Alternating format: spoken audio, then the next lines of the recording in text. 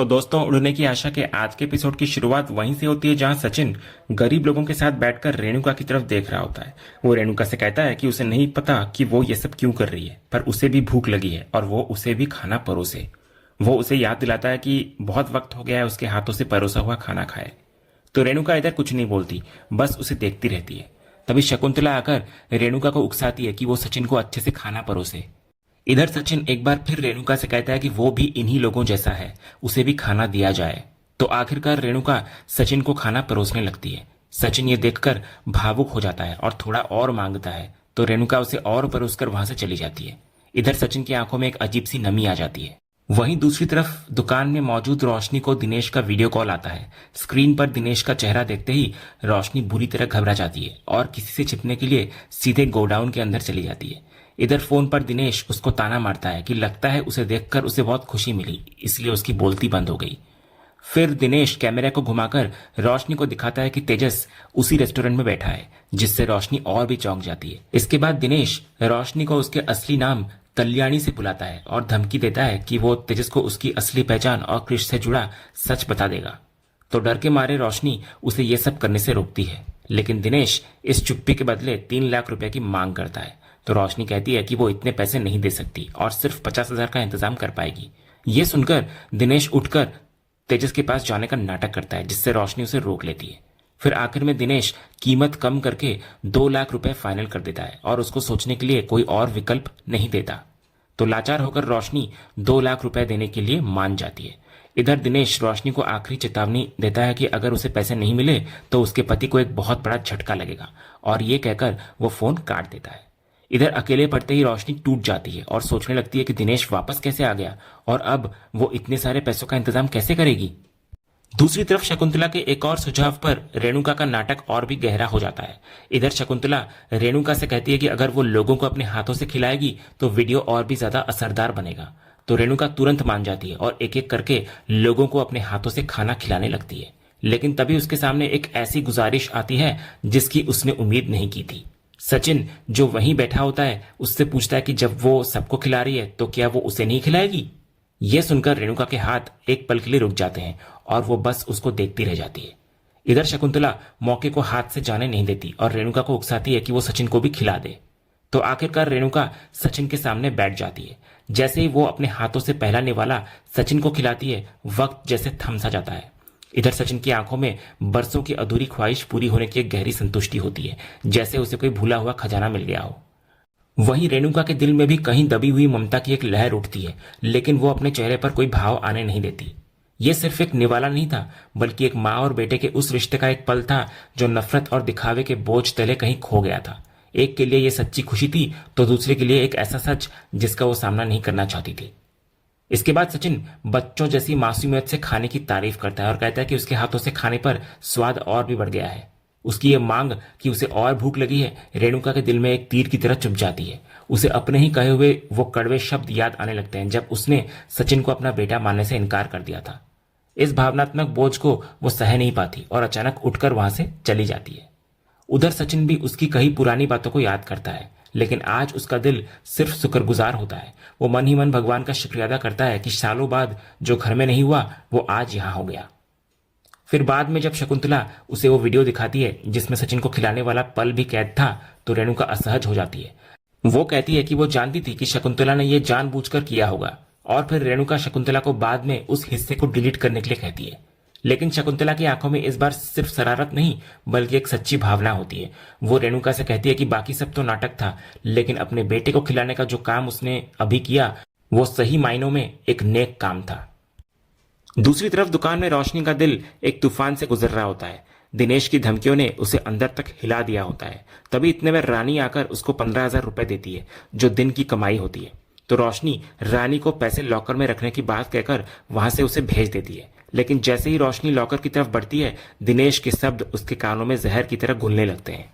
उसे एहसास होता है कि उसके पास अब अपने ही दुकान में चोरी करने के अलावा और कोई रास्ता नहीं बचा है। इसके बाद उसका पहला कदम होता है दुकान में लगे सीसीटीवी कैमरे का कनेक्शन बंद करना, ताकि उसके इस काम का कोई सबूत न रहे। जैसे ही कैमरा बंद होता है, रोशनी कांपते हाथों से लॉकर खोलती है। वो उसमें से पूरे 3 लाख रुपए निकाल लेती है। वो मन ही मन फैसला करती है कि इसमें से 2 लाख वो दिनेश के मुंह पर मारेगी और बचे हुए 1 लाख से क्रिश का स्कूल बदलवा लेगी। वो अपने बेटे को अब उस स्कूल में एक पल भी नहीं रहने दे सकती थी। फिर पैसे अपने बैग में डालकर वो मन ही मन तेजस से माफी मांगती है और खुद को यकीन दिलाती है कि वो ये सब उन्हीं के लिए कर रही है। इसके बाद वो एक चोर की तरह वहां से चली जाती है। उधर घर पर सायली अपने खाली फूलों के बैग को देखकर बहुत परेशान सी होती है। उसे अपनी मेहनत का कोई नतीजा नहीं मिल रहा होता, जिससे उसका दिल टूट रहा होता है। तभी रिया और आकाश उसके पास आते हैं। रिया सायली को हिम्मत देती है और याद दिलाती है कि जब वक्त मुश्किल हो तो मेहनत और भी ज्यादा करनी चाहिए, हार नहीं माननी चाहिए। तभी उसकी बातों से सायली के मुरझाए चेहरे पर एक हल्की सी उम्मीद की किरण लौट आती है और वो एक बार फिर कोशिश करते रहने का फैसला करती है। ठीक उसी वक्त सचिन घर के अंदर आता है। वो खुशी से झूम रहा होता है और परेश को आवाज लगा रहा होता है। जब परेश बाहर आता है तो सचिन अपनी खुशी संभाल नहीं पाता और कहता है कि आज उसके साथ कुछ ऐसा हुआ है जो आज तक कभी नहीं हुआ। इससे पहले कि वो कुछ और बता पाता, सब लोग अपनी अपनी अटकलें लगाने लगते हैं। रिया को लगता है कि सचिन ने अपनी टैक्सी की सारी ईएमआई चुका दी, तो आकाश सोचता है कि उसे कोई नया बिजनेस आइडिया मिला है। इधर तेजस हमेशा की तरह पैसों की भाषा में बात करता है और ताना मारता है कि शायद 1000 रुपए की लॉटरी लगी होगी। तो इस पर सचिन उसको फटकार लगाता है कि वो पैसे के अलावा कुछ और सोच भी सकता है क्या।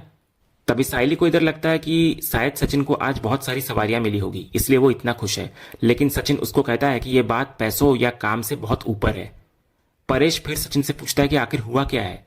तभी इतने में रेणुका वहां आ जाती है, तो सचिन की नजरें उस पर टिक जाती है और फिर वो एक गहरी मुस्कान के साथ परेश को बताता है। वो कहता है कि आज बाबा की बाइको ने उसे अपने हाथों से पहले खाना परोसा और फिर बिना किसी झगड़े के प्यार से अपने हाथों से खिलाया भी। ये सुनकर परेश हैरान हो जाता है और सायली की आंखों में इधर खुशी की चमक आ जाती है। सचिन दोहराता है कि यह उसकी जिंदगी में पहली बार हुआ है कि उसकी बाबा की बाइको ने उसे खाना खिलाया है। तभी रेणुका ये सब सुनकर अपना चेहरा दूसरी तरफ कर लेती है। इधर सचिन को खुद भी यकीन नहीं हो रहा होता। वो बताने लगता है कि बचपन से आज तक उसने यह एहसास कभी महसूस ही नहीं किया था। वो कहता है कि उसे वो दिन याद आते हैं जब उसे बचपन में ही गांव भेज दिया गया था पढ़ाई करने के लिए। वो बताता है कि कैसे स्कूल में सब बच्चों की माएं उनके लिए टिफिन लेकर आया करती थी और वो अकेला एक कोने में खड़ा रहता था। जब कोई पूछता कि उसकी माँ कहाँ है तो उसके पास कोई जवाब नहीं होता। वो कहता है कि कैसे वो अक्सर अकेले में बहुत रोया है, लेकिन आज जब बाबा की बाइको ने उसे अपने हाथों से खिलाया तब उसे पहली बार समझ आया कि माँ के हाथ के खाने का स्वाद कैसा होता है। वो कहता है कि उसे अब भी ये सब कुछ एक सपना जैसा लग रहा है। लेकिन रेणुका इस भावुक पल को तुरंत तोड़ देती है। वो बात को घुमाते हुए कहती है कि इसमें कोई बड़ी बात नहीं है। वो कहती है कि वो तो बस जरूरतमंदों को खाना खिला रही थी और सचिन वहां आ गया तो उसे भी खिला दिया। तभी तेजस इस मौके को हाथ से जाने नहीं देता और तुरंत सचिन पर ताना कसता है। वो कहता है कि अगर उसे गरीबों के साथ खाने खाने में इतनी ही खुशी मिलती है तो वो रोज इसका इंतजाम करवा सकता है। इस पर सचिन का दर्द छलक पड़ता है। वो तेजस को जवाब देता है कि वो इस एहसास को कभी नहीं समझ सकता क्योंकि उसे तो बचपन में ही सब कुछ मिल गया, माँ का प्यार भी। तभी रेणुका ये सुनकर खुद को और नहीं रोक पाती। इससे पहले कि उसकी आंखों में आए आंसू कोई देख ले वो वहां से चली जाती है। इसके बाद सब लोग भी सोने चले जाते हैं, लेकिन सायली सचिन के पास रुक जाती है। वो उससे कहती है कि आज उसे इतनी खुशी और सुकून में देखकर उसे दुनिया की सारी खुशी मिल गई है। इतना बोलकर वो उसको गले से लगा लेती है। अगली सुबह सचिन अपने दोस्तों के साथ चाय की टपरी पर बैठा होता है, लेकिन उसके चेहरे पर रात वाली खुशी की जगह अब दिन की चिंता ने ले ली होती है। वो परेशान होकर बता रहा होता है अपने दोस्तों को कि उसे एक भी सवारी नहीं मिल रही है। उसके दोस्त भी अपनी अपनी परेशानियां बयां करते हैं। एक दोस्त कहता है कि इस महीने तो वो अपनी पत्नी की कमाई पर निर्भर है। उनकी बातचीत में एक गहरी निराशा और भविष्य की चिंता साफ झलकती हुई नजर आती है। तभी इतने में उनकी नजर राजू पर पड़ती है, जो कैब ऐप से जुड़ने के बाद अब बहुत मजे में होता है। तभी इतने में सचिन का एक और दोस्त मंगिया भी वहां आता है और राजू से ऐप के बारे में पूछने की सोचने लगता है। वो कहता है कि अगर हालात ऐसे ही रहे तो वो दिन दूर नहीं जब उसे वापस गांव जाना पड़ेगा। सचिन को यह देखकर बहुत गुस्सा आता है कि उसके सामने ही लोग ऐप के चक्कर में पड़ रहे हैं। फिर सचिन खुद को रोक नहीं पाता और राजू के पास पहुंच जाता है। वो एक चुभने वाले अंदाज में उसको पूछता है कि क्या आज फिर से पार्टी हो रही है। लेकिन राजू का अंदाज अब बदल चुका होता है। वो बड़े गर्व से कहता है कि यह पार्टी का नहीं बल्कि उसके एक छोटे से ब्रेक का वक्त है। वो कहता है कि सुबह से उसे सांस लेने तक का फुर्सत नहीं मिला है। तभी राजू के फोन पर एक नोटिफिकेशन आता है, एक लंबी सवारी की। ये देखकर उसका चेहरा खिल उठता है। वो खुशी से बताने लगता है कि उसे न सिर्फ एक लंबी सवारी मिली है बल्कि पैसा भी अच्छा मिलने वाला है। फिर वो उस ऐप की सबसे बड़ी खासियत बताने लगता है जो सचिन जैसे ड्राइवरों को अपनी तरफ खींच रही होती है। वो समझाता है कि इस महीने उसे ऐप की तरफ से 5000 रुपए का इंसेंटिव भी मिलने वाला है जो उसकी कमाई के ऊपर है, और भीड़ भाड़ के समय में तो किराया भी बढ़ जाता है।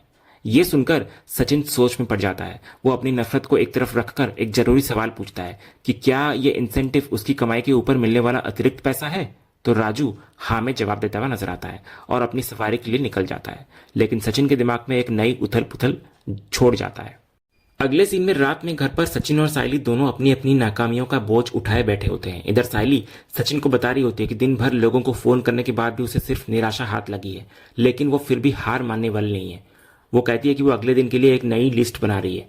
तो सचिन सायली को हिम्मत देता है कि उसका बिजनेस जरूर चलेगा। इधर जब सायली सचिन को पूछती है कि वो क्या सोच रहा है, तो सचिन भी अपना दर्द बयां करता है। वो बताने लगता है कि उसने रोज 8 से 10 सवारियों का लक्ष्य रखा था, लेकिन उसे दिन की 4-5 सवारियां भी मुश्किल से मिल रही है। वो कहता है कि वो भी नए ग्राहक जोड़ने की कोशिश कर रहा है, पर कुछ भी हो नहीं पा रहा। तभी सायली मन ही मन सोचती है कि दोनों का हाल एक जैसा है और पता नहीं कब उनके हालात बदलेंगे और वो अपने सपनों की उड़ान भर पाएंगे।